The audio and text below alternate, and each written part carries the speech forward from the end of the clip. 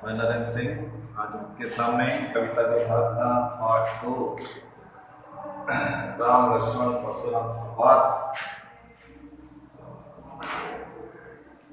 कविता को लेकर उपस्थित हूँ और इसके कवि हैं तुलसीदास। पाठ का नाम है राम लक्ष्मण परशुराम संवाद, कवि तुलसीदास। इस पाठ को आरंभ करने से पहले इस में हमें क्या क्या पढ़ना है उसके बारे में मैं आपको पहले से बता देना चाहता हूँ ताकि ये विषय आपको अच्छे से समझ में आए। तो देखिए, ये जो पाठ है, ये जो काव्यांश है, ये जो काव्य है राम लक्ष्मण परशुराम संवाद, यह तुलसीदास जी की रचना है। रामचरितमानस उन्होंने ग्रंथ लिखा है, उसका एक भाग है बालकांड। तो ये जो राम लक्ष्मण परशुराम संवाद है वो बालकांड का एक अंश है।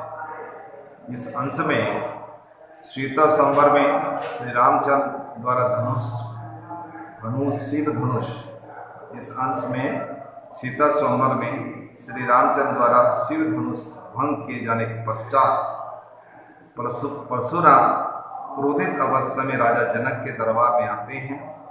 यहाँ लक्ष्मण के साथ उनका संवाद होता है और इसमें इन संवादों क्या क्या संवाद होते हैं, लक्ष्मण और परशुराम के बीच में क्या संवाद होते हैं, इसका यहाँ पर वर्णन है। इस काव्यांश में अवधी भाषा का प्रयोग किया गया। उत्तर प्रदेश में अवध में बोले जाने वाली भाषा है अवधी भाषा। इस काव्यांश की जो भाषा है वो सरस मधुर है और इस काव्यांश में वीर रस और रौद्र रस का प्रयोग किया गया है। अनेक प्रकार के अलंकारों का भी प्रयोग हुआ है।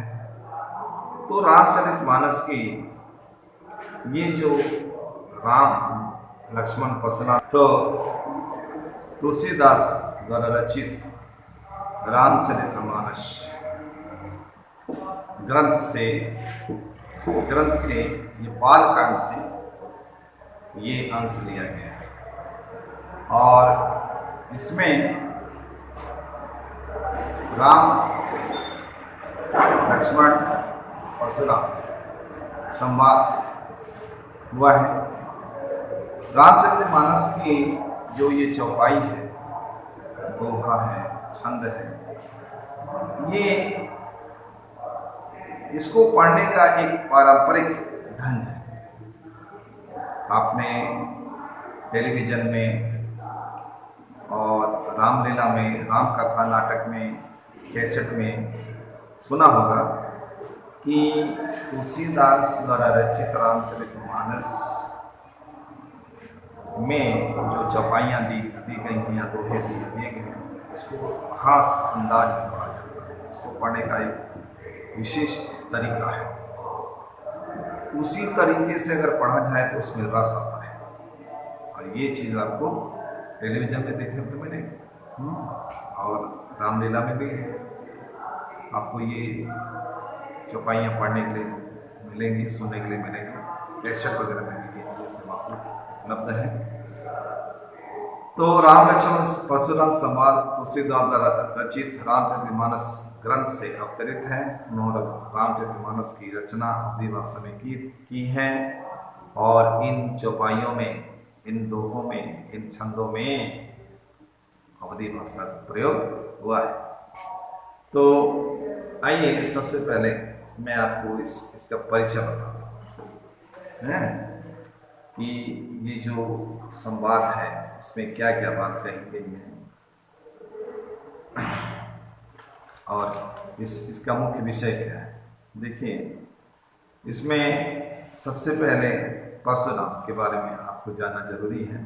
परशुराम कौन थे, उनमें क्या गुण थे, उनकी क्या विशेषताएं थी, आदि पर ध्यान पूर्वक सुनिए, क्योंकि अभी हम जो बता रहे हैं उसको आप अगर ध्यान से सुनेंगे तब ये पूरा काव्यांश आपको आसानी से समझ में आ जाएगा। मतलब बैकग्राउंड जो है इस कथा को पढ़ने से पहले, इस कविता को पढ़ने से पहले उसकी पूर्व कथाएं जानना जरूरी है। तो परिचय बता रहे हैं परशुराम संवाद में। सबसे पहला परिचय बता रहे हैं आपको परशुराम। परशुराम भगवान शिव के परम भक्त थे। यह ऋषि दमदग्नि के पुत्र थे और इनके हाथ में हमेशा चमकता वर्षा रहता था। ये बड़े ज्ञानी थे, मुनि थे, ज्ञानी और मुनि थे। वे बचपन से ही नियम और संयम का पालन करते थे। वे अपना इस अंश में वो अपना परिचय देते हुए कहते हैं, मैं महाक्रोधी, मैं बाल ब्रह्मचारी हूँ, मैं क्षत्रियों का शत्रु हूँ, ब्राह्मणों का समर्थक हूँ तथा राजा सहस्त्रबाहु का संहारक हूँ। तो उनके इस कथन से उनका परिचय मिल जाता है। वे क्षत्रियों के प्रबल विरोधी थे। वे बाल ब्रह्मचारी थे तथा अत्यंत उग्र क्रोधी स्वभाव वाले थे। उन्होंने अनेक बार पृथ्वी को जीतकर ब्राह्मण को दान दी थी। वे ब्राह्मणों के पैसे से उन्होंने अपने शत्रु सहस्त्रबाहु राजा का वध किया और वे भगवान शिव के परम भक्त थे। जब परशुराम अपने गुरु शिव का धनुष तोड़े जाने का समाचार सुनते हैं तो उनको बहुत क्रोध आ जाता है और वे गुरु ऋण से मुक्त होना चाहते हैं। परशुराम ने अपने पिता के आदेश से अपनी माता का वध कर दिया। फिर पिता के आशीर्वाद से माँ का जीवन मांग लिया। इस प्रकार वे अपने माता पिता के ऋण से पूर्ण हो चुके थे। ध्यान से सुनिए, फिर से बता रहे हैं, ये बात आपको जानना बहुत जरूरी है। परशुराम अपने माता पिता के ऋण से पूर्ण हो चुके हैं। कैसे? परशुराम ने अपने पिता के आदेश से अपनी माता का वध कर दिया, फिर पिता के आशीर्वाद से माँ का जीवन मांग लिया।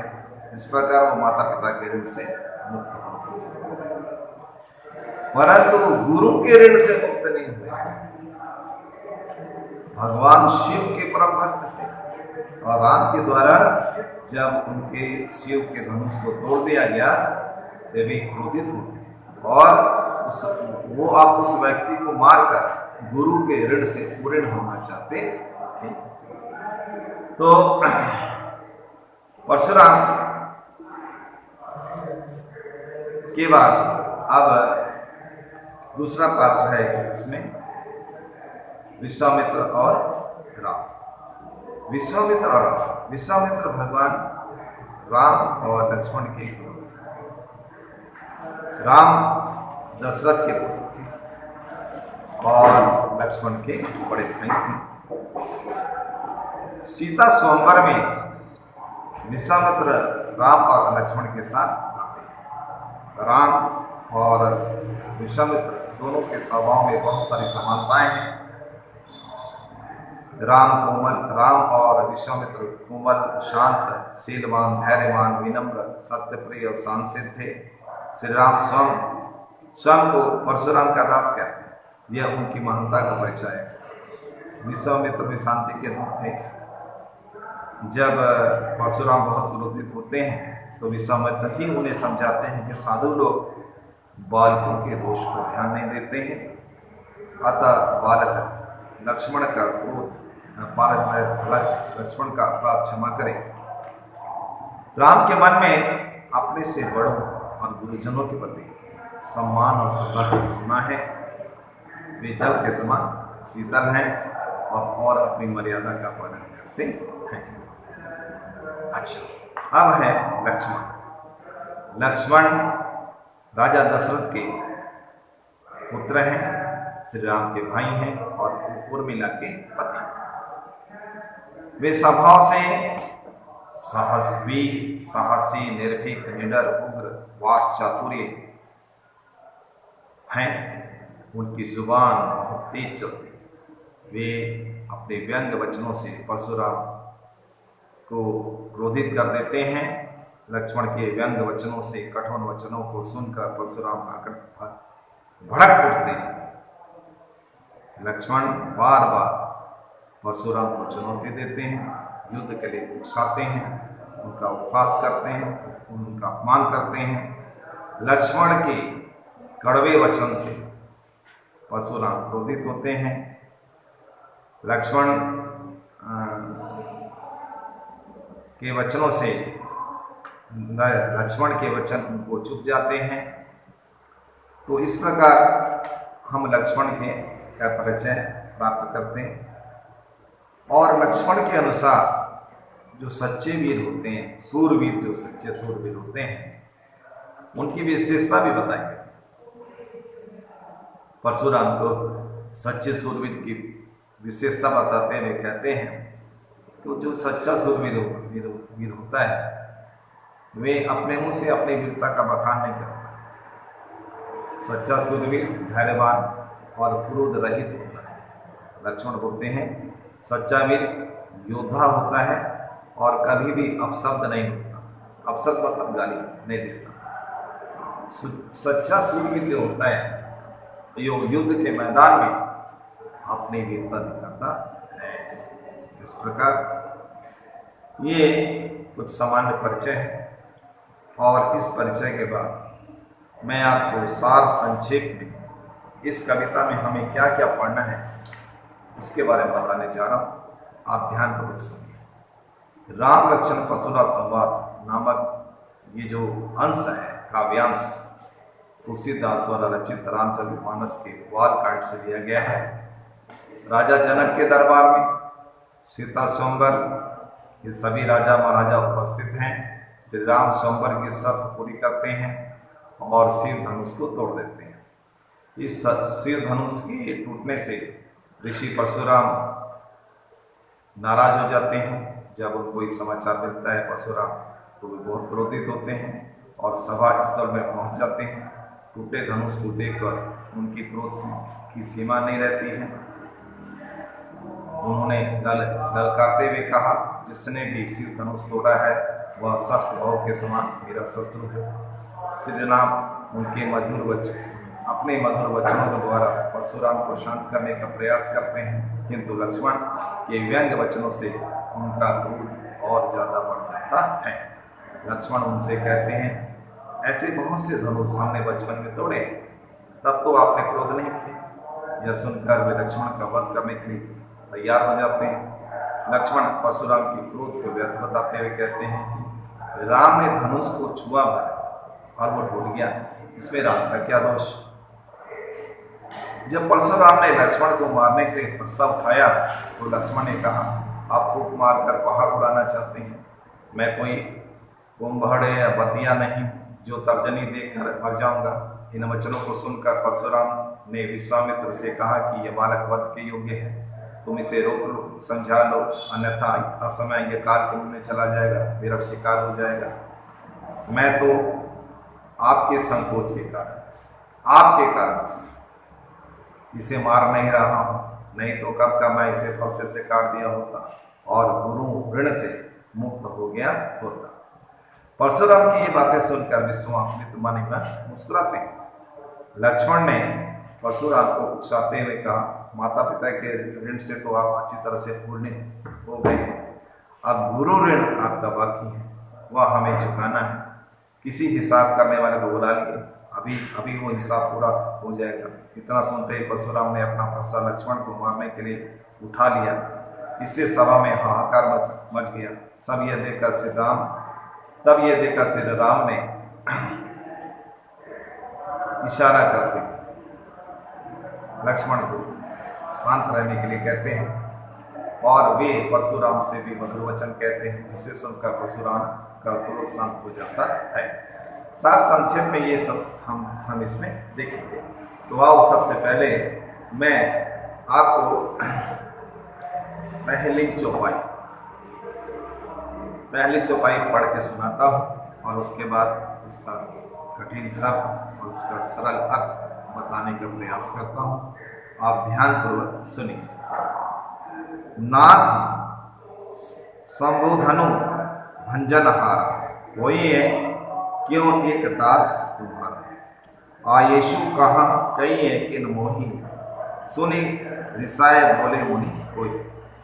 सेवकू सो जो करे सेवकाई, हरि करनी करी करिए डराई। सुनहो राम जेहि शिव धनु तोड़ा, शस्त्र बाहु सम सो विपु बुरा। सो बिलगाओ बिहाई समाजा, नाता मारे जेहि सब राजा।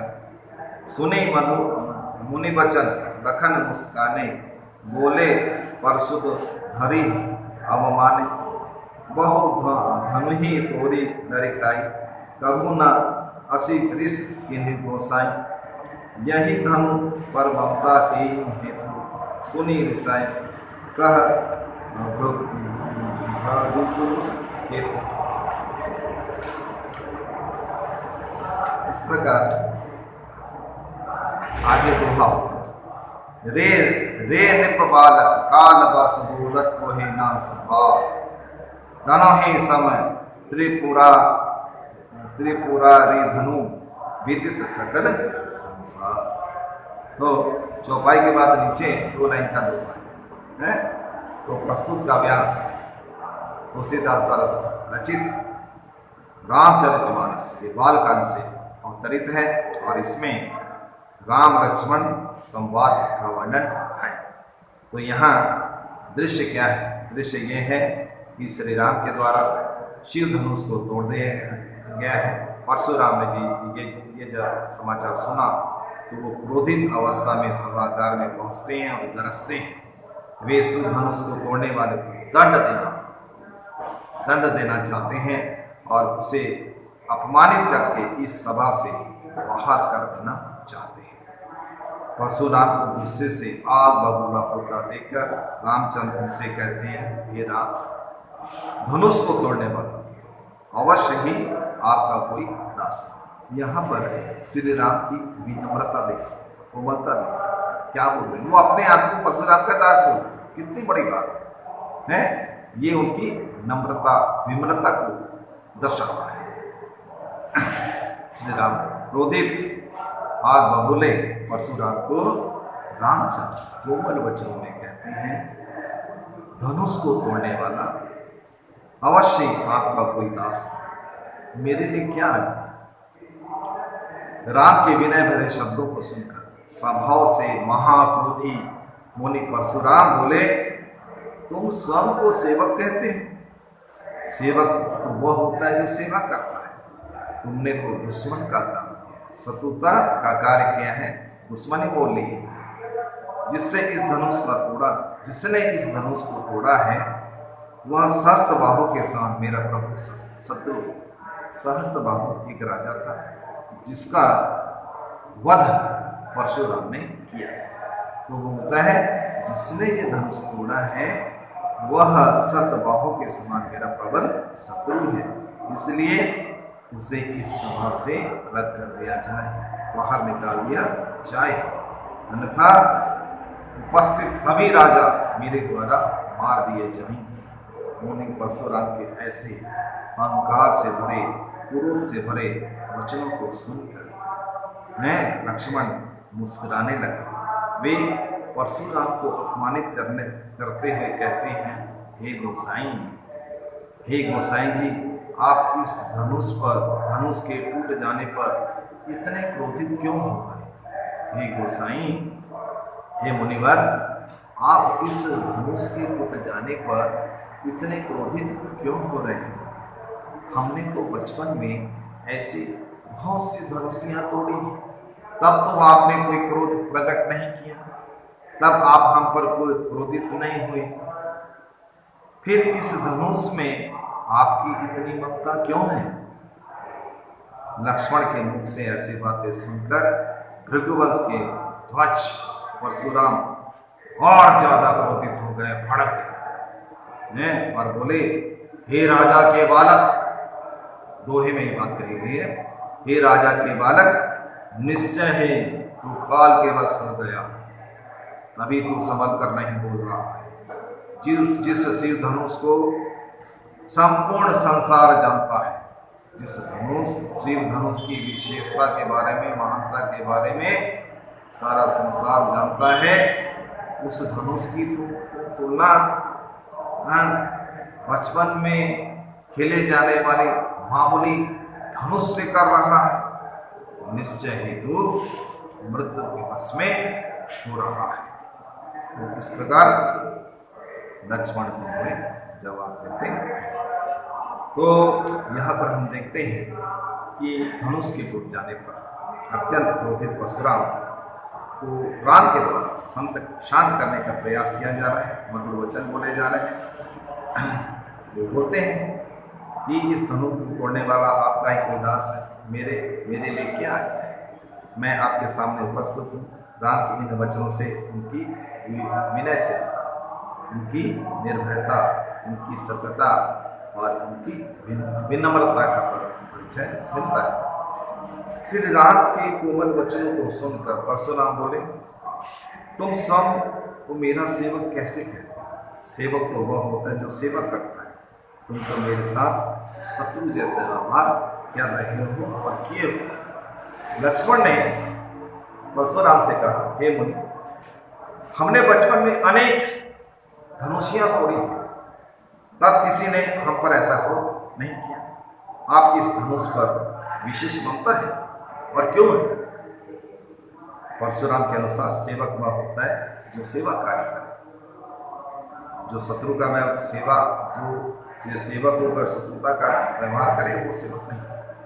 शिव के धनुष को तोड़ने वाला परशुराम की दृष्टि में सहस्त्र बाहु के समान उनका प्रबल शत्रु है। तो लक्ष्मण ने शिव धनुष की तुलना, यहाँ पर लक्ष्मण ने शिव धनुष की तुलना बचपन में तोड़ी जाने वाले धनुषिया से है। परशुराम ने के अनुसार लक्ष्मण अपने वचनों से मृत्यु के वश में हो रहा है। तो परशुराम उसको समाज से अलग करने के लिए कह रहे हैं, जिसने इस महान शिव धनुष को तोड़ा है। वे इससे अत्यंत क्रोधित हैं, नाराज हैं, अप्रसन्न हैं। तो कहते हैं, यदि धनुष तोड़ने वाले को समाज से, इस समाज, राजाओं के समाज से अलग नहीं किया है, बाहर नहीं निकाला गया, तो वे यहाँ बैठे हुए सभी राजाओं को मार डालेंगे, ऐसा हो। ठीक है, अब आइए दूसरी चौपाई को देखते हैं और उसका सरल अर्थ समझने का प्रयास करते हैं।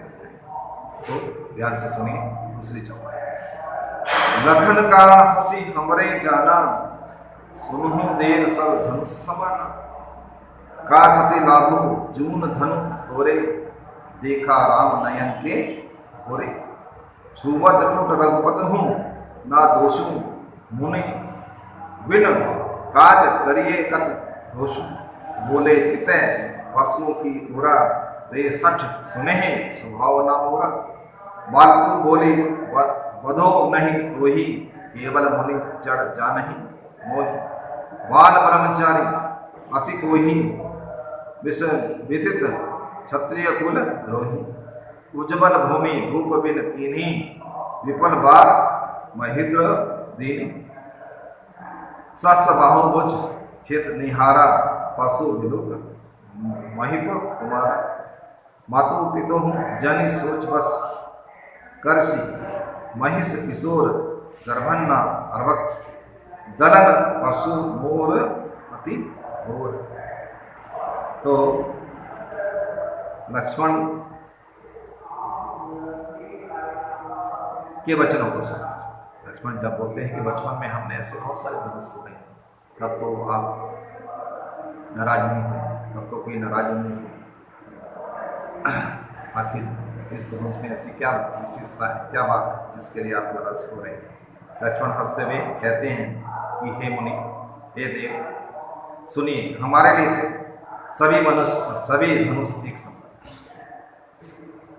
मेरी नज़र में, हमारी नज़र में सभी धनुष एक समान है। ये शिव धनुष भी हमारे लिए साधारण है, और बचपन में तोड़ी जाने वाली जो धनुषें थी वो भी हमारे लिए साधारण थी। हमें यह बात समझ में नहीं आ रही थी पुरानी धनुष, ये जो धनुष है पुरानी धनुष है, जीर्ण शून्य धनुष है, और इसके टूट जाने से आपको क्या लाभ और क्या हानि है। भगवान राम ने तो इसको सिर्फ एक नजर से देखा है। ये इतना पुराना धनुष था कि इसको छूते ही ये टूट गया। इसमें श्री राम का कोई दोष नहीं है। हे मुनि, आप बेवजह ही क्रोधित हो रहे हैं। लक्ष्मण के ऐसे वचनों को सुनकर परशुराम और क्रोधित हो जाते हैं और बोलते हैं, ये मूर्ख, तूने मेरे स्वभाव के बारे में नहीं सुना है। मेरे इस फरसे को देख, मेरे पास ये जो भयंकर फरसा है इसकी ओर देख। मैं बालक समझकर तेरा वध नहीं कर रहा, बच्चा समझकर तुझे छोड़ रहा हूं, और तू मूर्ख मुझे केवल मुनि समझ रहा है। मैं बच्चा समझकर तुझे छोड़ रहा हूं और तू मुझे साधारण मुनि समझ रहा है, साधारण साधु समझ रहा है, जो शांत स्वभाव का सहनशील होता है। मैं बचपन से, मेरी बात ध्यान से सुन लक्ष्मण, मैं बचपन से ही ब्रह्मचारी हूँ, अर्थात मैंने बचपन से ही नियम और संयम का पालन किया है। मैं प्रचंड क्रोधी हूँ, महाक्रोधी हूँ, क्षत्रिय कुल का घोर शत्रु हूँ, संहारक हूँ। यह बात विश्व जानता है, सारा संसार जानता है। मैंने अनेक बार अपने बल से संपूर्ण पृथ्वी को राजाओं से विहीन किया है और पृथ्वी को जीता है। पृथ्वी को जीतकर मैंने सारी पृथ्वी ब्राह्मणों को दान दी है। ये राजकुमार मेरे फरसे को देख, इसने ही सहस्त्र बाहु जैसे बलिशाली राजाओं की भुजाओं को काट दिया था। अरे राजा के पुत्र लक्ष्मण,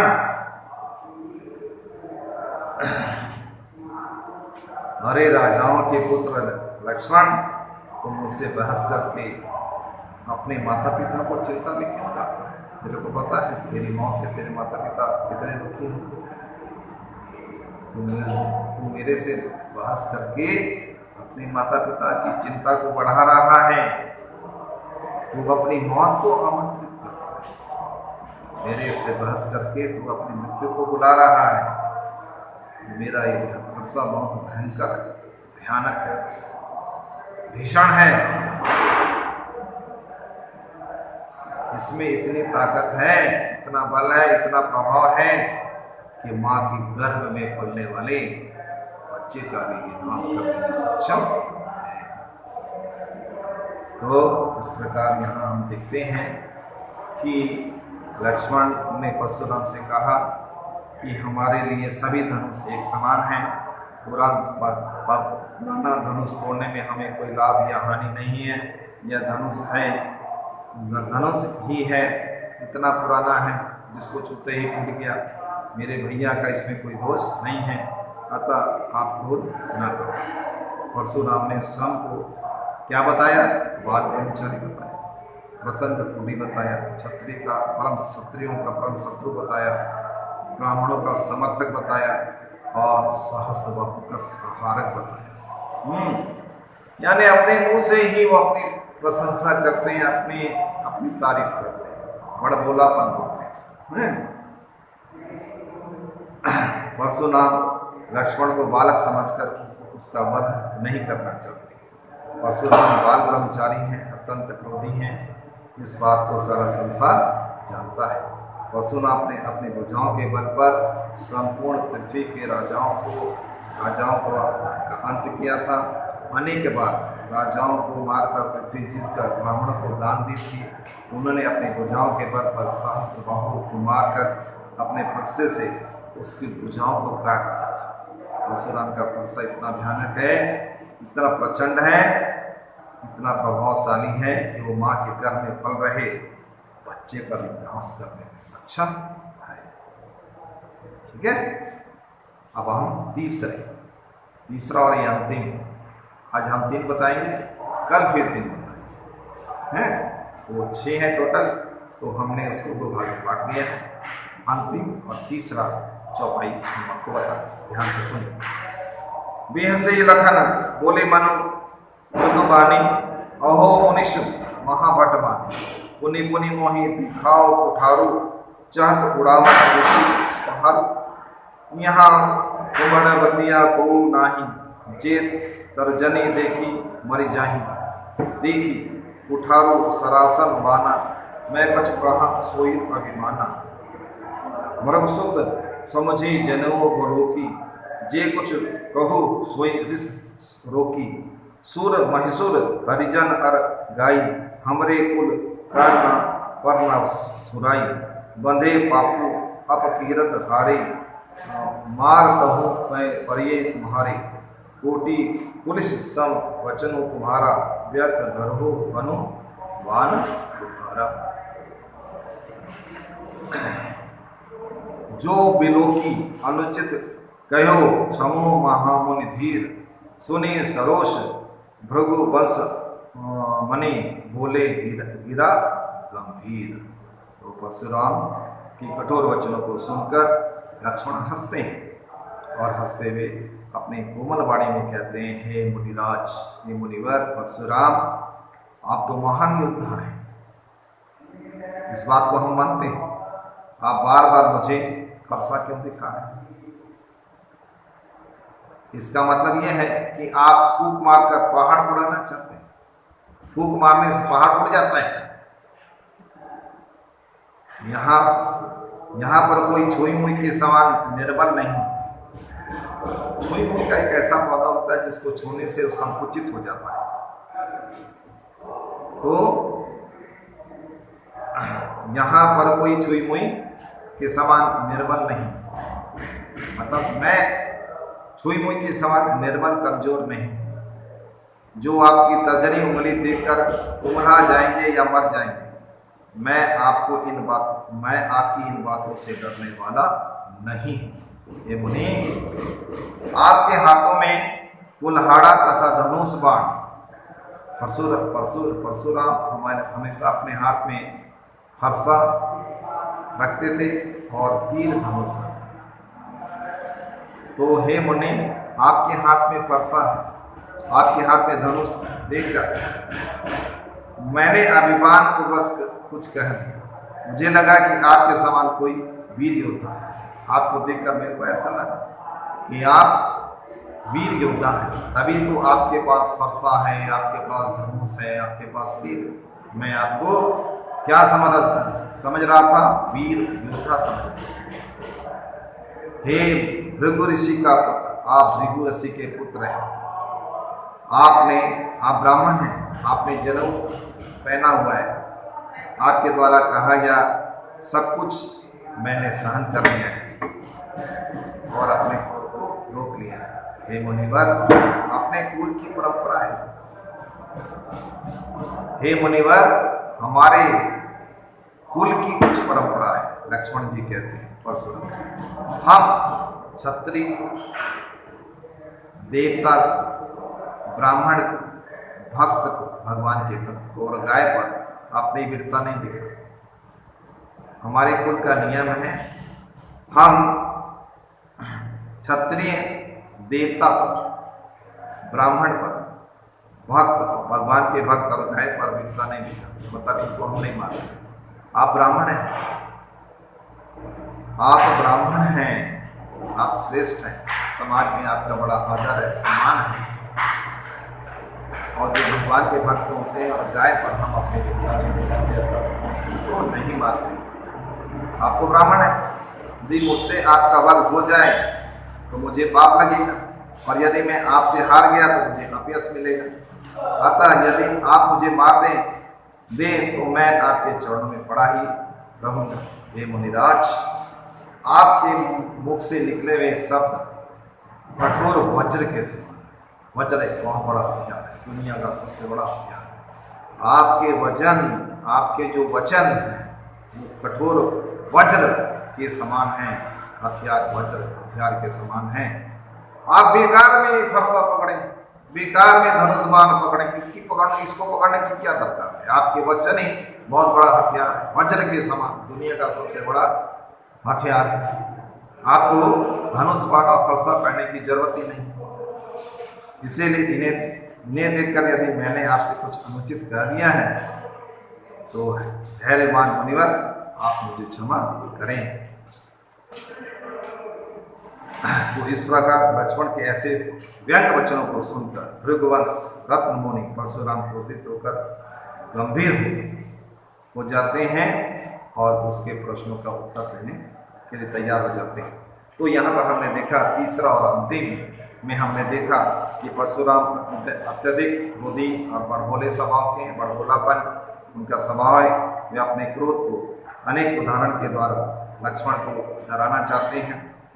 लक्ष्मण निर्भीक है, महायोद्धा है, साहसी है, वीर है और बात करने में बहुत कुशल है, जवाब देने में बहुत कुशल है। अतः परशुराम की बातों का वो बहुत करारा जवाब देते हैं और उन्हें अपमानित करते हैं। परशुराम को शर्मिंदा करते हैं, अपमानित करते हैं। लक्ष्मण क्रोध को रोककर परशुराम के वचनों को सहन कर रहे हैं, क्योंकि लक्ष्मण के कुल में ब्राह्मणों पर आघात नहीं किया जाता है, उन पर हमला नहीं किया जाता है, इसलिए परशुराम के वचनों को सहन कर रहे हैं। और वो बोलते हैं कि हमारे कुल में ब्राह्मणों पर आघात नहीं किया जाता है, ब्राह्मणों का सम्मान किया जाता है। लक्ष्मण ने बताया कि उनके कुल की यह परंपरा रही है कि वो कुल में देवता, ब्राह्मण, भक्त और गाय पर प्रहार नहीं करते हैं। तो इस प्रकार कुंभहड़वतिया शब्द का अर्थ है कुम्भड़े का फल, छुईमी का पौधा जो बहुत निर्बल होता है। तो परशुराम लक्ष्मण को बार बार वर्षा दिखाकर डरा रहे हैं, चमका रहे हैं। तो इस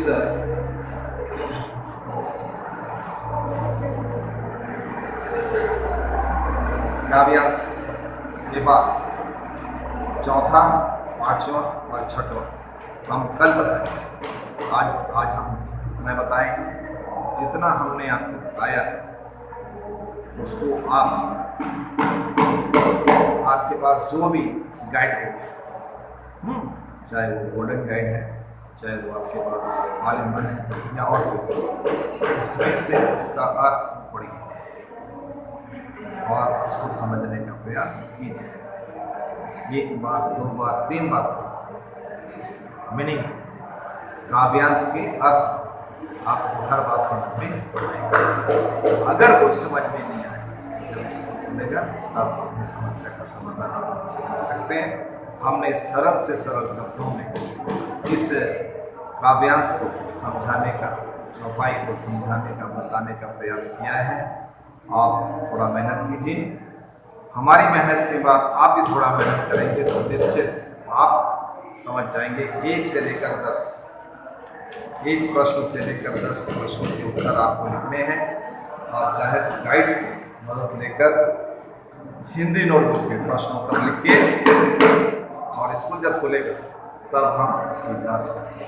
हमारे साथ पढ़ते रहिए, हमारे साथ लिखते रहिए और सेफ रहिए, सुरक्षित रहिए।